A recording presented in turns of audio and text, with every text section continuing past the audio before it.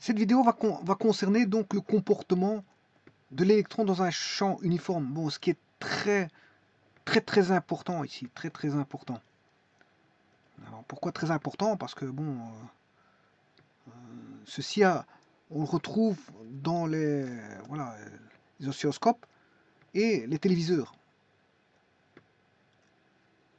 La télévision, c'est un petit peu ça, le début de la TV, c'est ça. Donc les téléviseurs, on retrouve ça, ce phénomène dans les télévisions.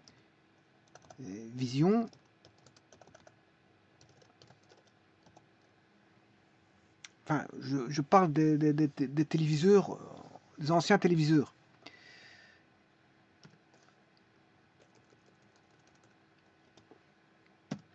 Et dans l'oscilloscope, on retrouve ça aussi.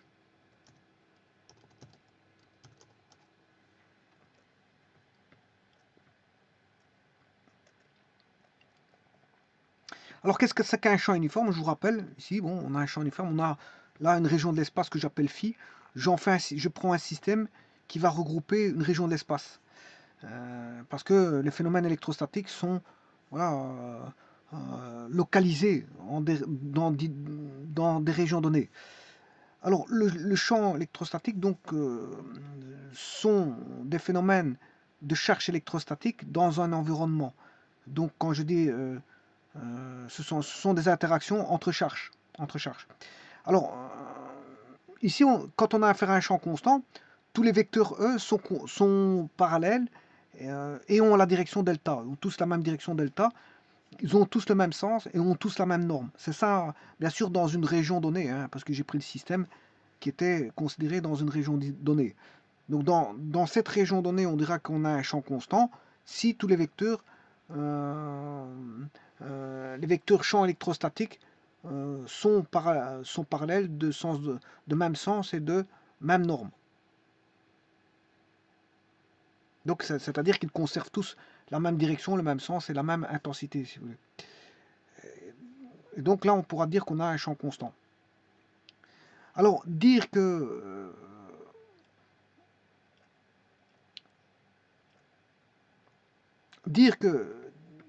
on a des vecteurs E, c'est dire qu'on a des lignes de champ qui sont tangents au vecteur E. Alors ici, c'est pas, je vous ai pris un champ qui n'était pas voilà, constant, hein, parce que les directions varient ici, et les sens varient, enfin le sens est toujours le même ici, enfin, vous voyez, les intensités varient ici, donc on n'a pas un champ constant, ici on a un champ variable. Mais, euh, donc connaissant les vecteurs E, les EI, ben je sais trouver les lignes de champ. Mais inversement, parce que il suffit de tracer les lignes de champ tangents au vecteur EI, et on a les lignes de champ. Bon, maintenant, si on a les lignes de champ, ben, je peux trouver tous les vecteurs EI qui sont sur la ligne de champ. C'est inverse. Voilà. Alors, donc, parce que les lignes de champ électrostatique est une ligne qui, en chacun de ses points, tangent vecteur champ électrostatique, tout simplement. Bien sûr, il est tangent au vecteur champ électrostatique en ce point, bien sûr, parce que c'est une notion de localiser. Ce sont des notions voilà, qui ont une connotation de localisation. Hein. Je vous ai dit, c'est dans un environnement, c'est pas n'importe quel environnement. Si je vous ai mis des points A, B, C, D, E, F, c'est en des points bien définis. Donc c'est dans une région, mais en des lieux bien définis, en des points bien définis. Parce que le champ électrostatique, je vous rappelle que c'est une notion liée à... on a enlevé le point de vue d'action à distance pour entrevoir l'action, en un point, l'action ponctuelle. Voilà, l'action ponctuelle, l'action donc localisée en un point.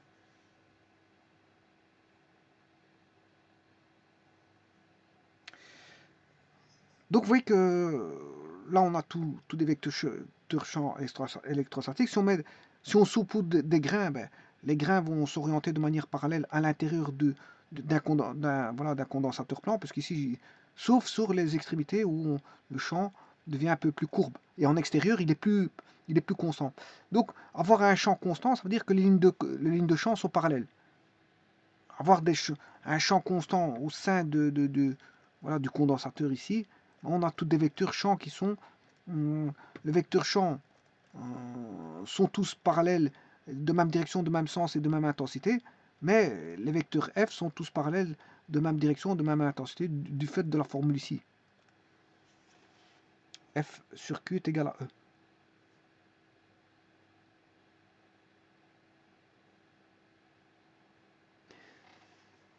Bon, maintenant, je vous disais que auparavant, pour créer des charges, bon, donc il faut un environnement et l'interaction entre charges. Et là, on a l'activité, une activité, on va dire, électrostatique. On a une activité électrostatique si il existe un environnement et des interactions entre charges. Une activité électrostatique, c'est-à-dire qu'on aura des forces électrostatiques, un champ électrostatique et bien sûr un potentiel électrostatique. C'est ça que j'appelle activité. Cette activité, c'est l'existence de paramètres, on va dire, électrostatiques, tels que, voilà, on aura des distances ou des points dans une région donnée, dans lesquels se trouvent des charges en des points donnés, qui vont engendrer, bien sûr, des forces électrostatiques et donc un champ électrostatique, et donc va engendrer un potentiel électrique. Un potentiel électrique. Bon, maintenant, ici, ce qui est intéressant de voir, c'est qu'est-ce qui va se passer, le comportement de l'électron dans un champ uniforme. Alors pour ça, ce champ uniforme, je ne vais pas le créer en frottant des objets. Hein. Bon, c'est fini ce temps-là. Je vais aller rechercher, bien sûr, un potentiel avec un petit trou ici. Je mets un petit trou. Voilà, voilà ici aussi, je mets un petit trou. Je vais expliquer pourquoi le petit trou.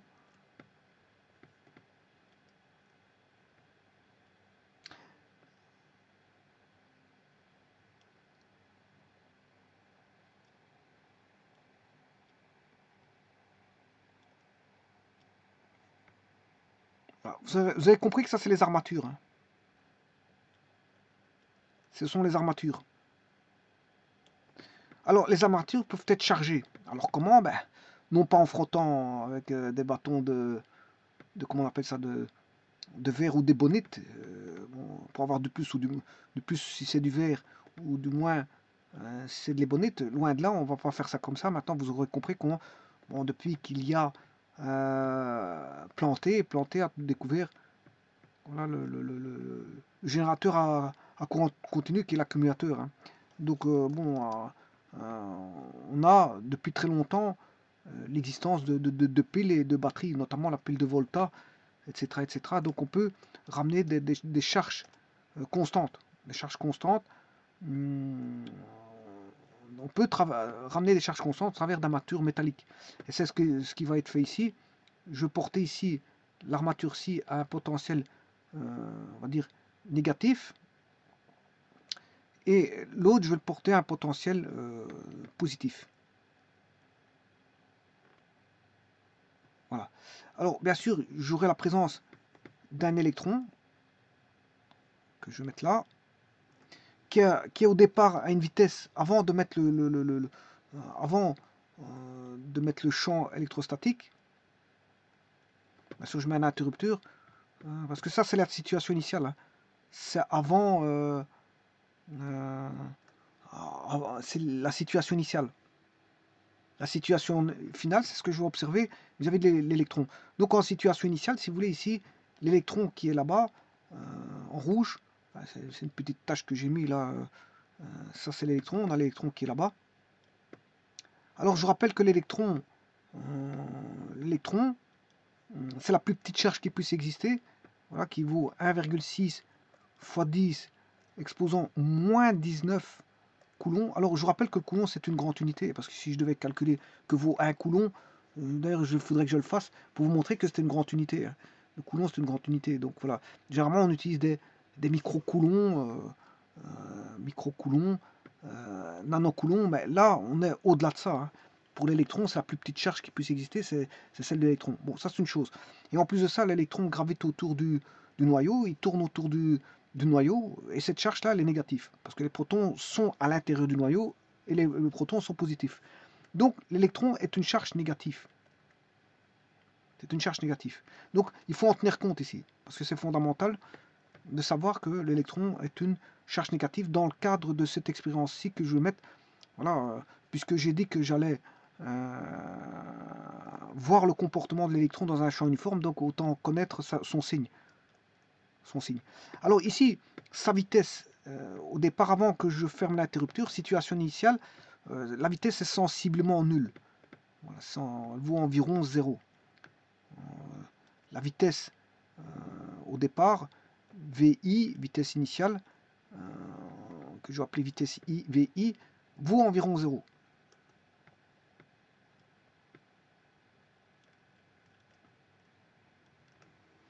Voilà, ça c'est le constat. C'est bon, on a un électron d'une charge Q qui est égale Q, bien sûr, la charge Q est égale à moins E. Moins E. Moins E. Et bien sûr, il est produit au voisinage de ce point-là localisé que je vais appeler l'électron est en haut. C'est le point. Il est en haut. Donc il est au voisinage, en tout cas il est au voisinage de O, avec une vitesse sensiblement nulle. Voilà, sensiblement nulle, au voisinage de O. Voilà. On va dire qu'il va être sous. Je vais fermer l'interrupteur maintenant. Et ça, c'est la. Donc là, ça, c'est la situation 1, photographie de la situation initiale. Et maintenant, je vais établir. Ça, c'est le système. Hein. Mon système, vous aurez compris que c'est. Mon système, c'est tout ceci. Voilà, c'est mon système, c'est ça.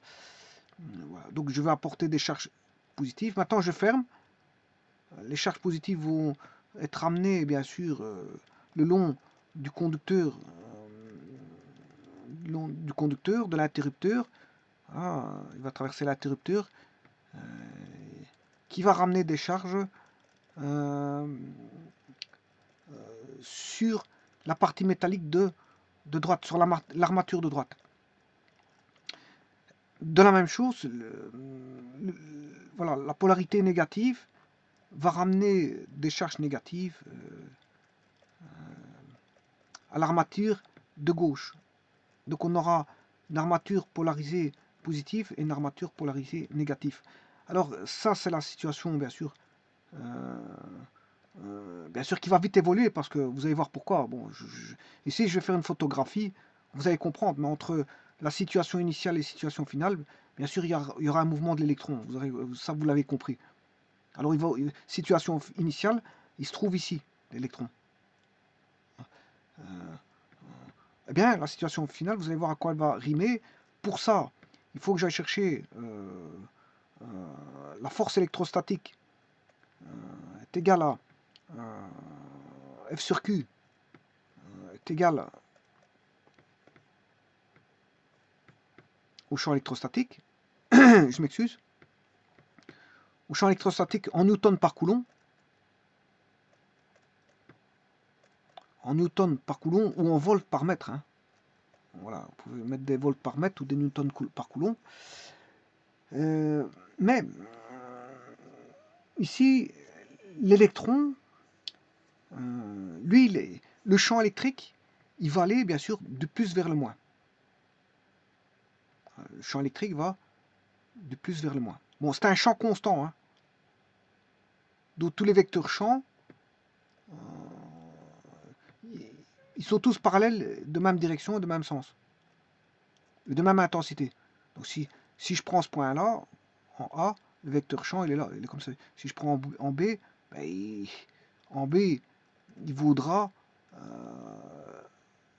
ce qu'il y a en A. Si je prends un point localisé ici, donc j'ai une région ici, hein, cette région-là, c'est l'intérieur, voilà, c'est à l'intérieur ici, on a un champ constant. Donc, entre les armatures, on a un champ constant. Voilà, mon système, ma région définie, elle est là. Ma région définie, elle est là. Donc dans cette région, le champ a une allure constante. Donc quel que soit le point que je veux prendre dans cette région, on a un vecteur E qui est parallèle à ce vecteur E. Mais là, je l'ai pris au point A, je peux le prendre à n'importe quel point, à l'intérieur, bien sûr, entre les deux armatures, ben, on aura un champ constant.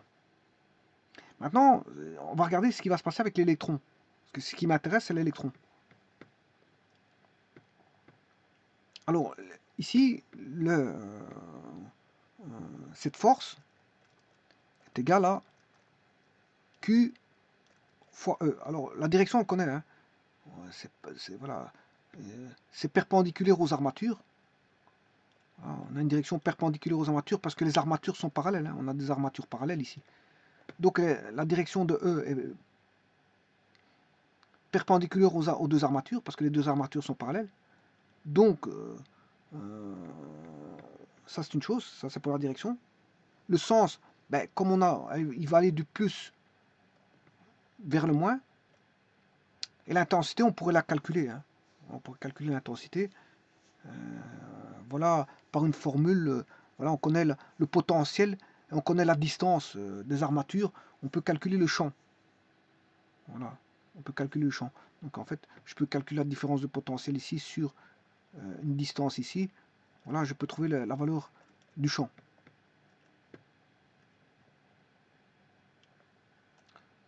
En d'autres termes, ici, je peux mettre une force électromotrice que je peux appeler petit e. Ça, c'est la force électromotrice. Pour ne pas...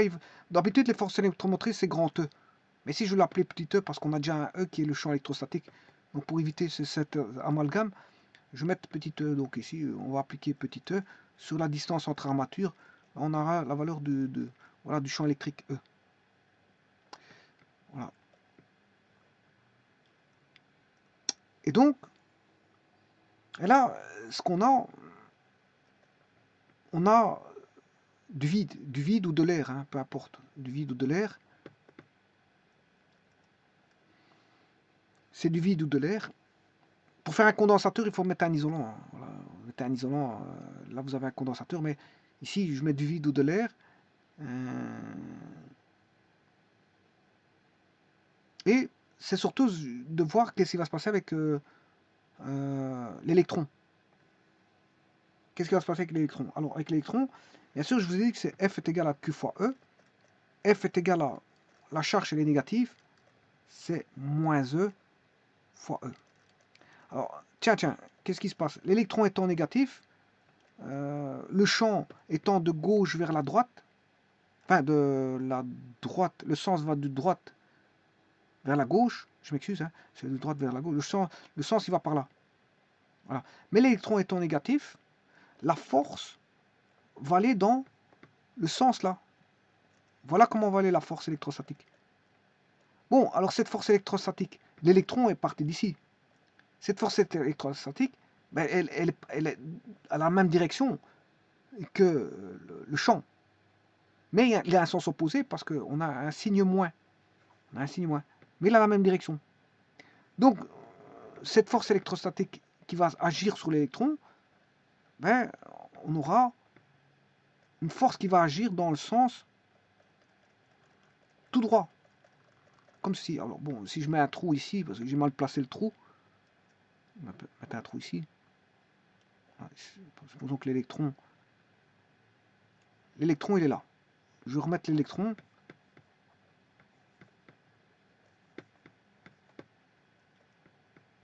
Alors, je vous rappelle que la vitesse de l'électron est sensiblement nulle. Il est sensiblement nul.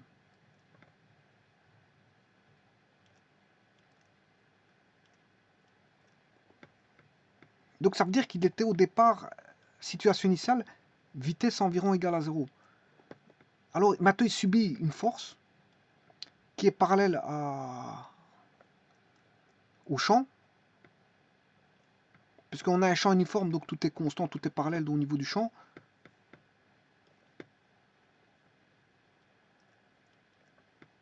Eh bien, l'électron va subir tout simplement une force pour laquelle il va se déplacer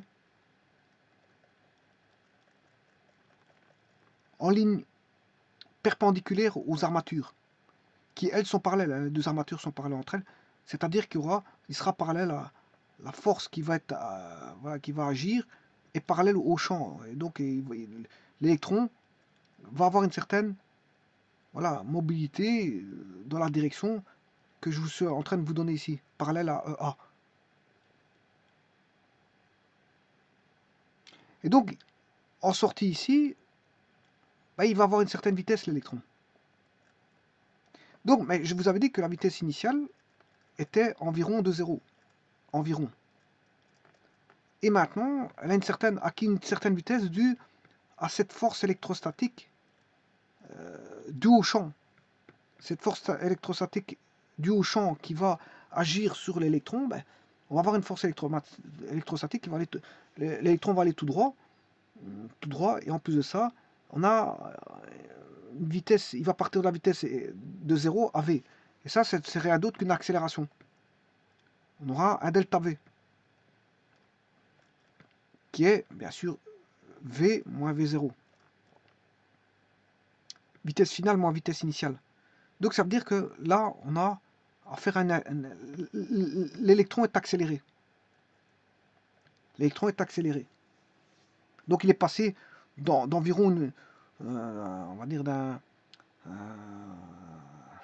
état, on va dire, quasi immobile à un état avec une certaine vitesse qui l'a permis de se faire déplacer d'un endroit à l'autre. Donc j'ai mis des trous pour qu'il puisse ressortir. Hein. Voilà. Là, c'est là où il est, l'électron, c'est sa présence.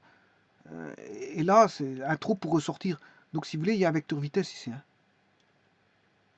Voilà, il y a un vecteur vitesse. Donc, la force va faire en sorte qu'il va se déplacer de la gauche vers la droite et il va sortir du dispositif avec une vitesse v. C'est pour ça qu'il y a un trou. Donc, en grosso modo, on a accéléré l'électron.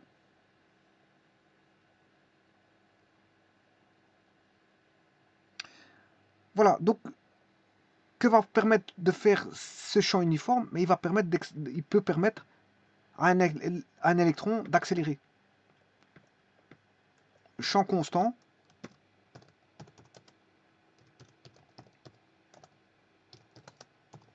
permet à un électron d'accélérer.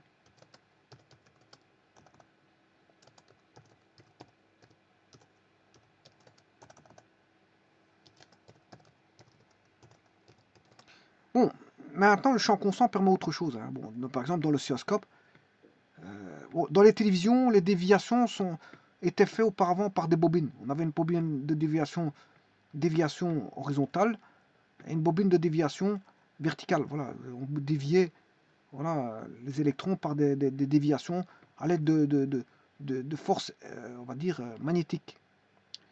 Bon, ben, dans l'oscilloscope, ça c'est pour les TV. Pour les oscilloscopes, là, on peut dévier à l'aide d'une plaque verticale. Là, on pourrait avoir une déviation verticale de l'électron.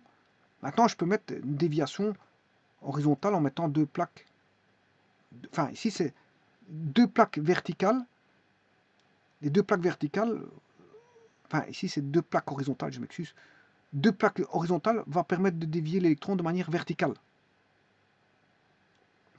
Mais deux plaques horizontales, deux plaques verticales va permettre de dévier l'électron de manière horizontale. Donc deux plaques disposées horizontalement va dévier l'électron de manière vers le haut, vers le bas. Et puis le dévier vers le haut, vers le bas. Bon, dévier, c'est par rapport, quand il va tout droit, le dévier, c'est le remettre vers le haut, si on veut le remettre vers le haut, ou vers le bas, il va tout droit, si on veut le dévier vers le bas, ben, on peut le ramener vers le bas. Voilà, on peut le dévier. Bon, donc ça, c'est fait par deux plaques horizontales, fait une déviation verticale, vers le haut, vers le bas. Maintenant, deux plaques verticales, permettent une déviation horizontale, soit vers la droite ou vers la gauche. Donc, on peut, si vous voulez, on peut dévier la direction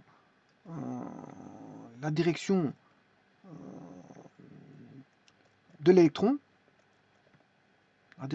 l'électron, au travers bien sûr de sa vitesse, hein, sa composante vitesse.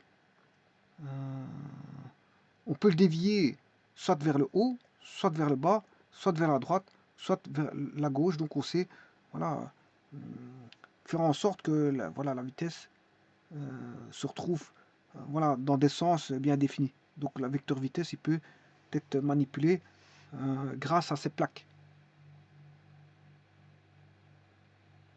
Enfin, du moins, c'est l'électron, mais l'électron est animé d'une certaine vitesse. Donc le vecteur vitesse peut être, je veux dire, le vecteur vitesse aurait l'orientation de l'électron. Hein.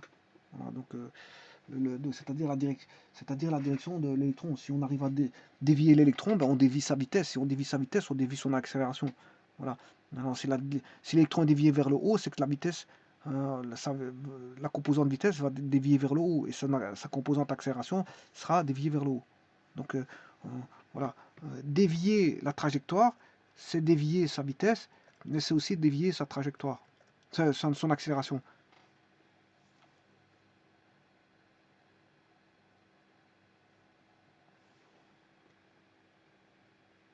Et ça, tout ça grâce à un champ constant. Donc vous voyez qu'avec le champ constant, on peut faire beaucoup de choses. Hein. On peut faire un condensateur plan,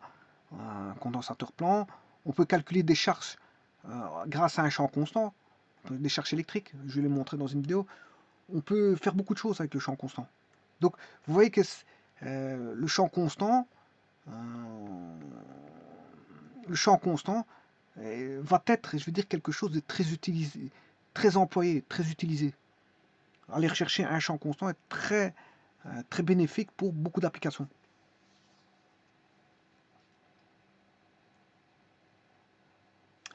Je vous remercie.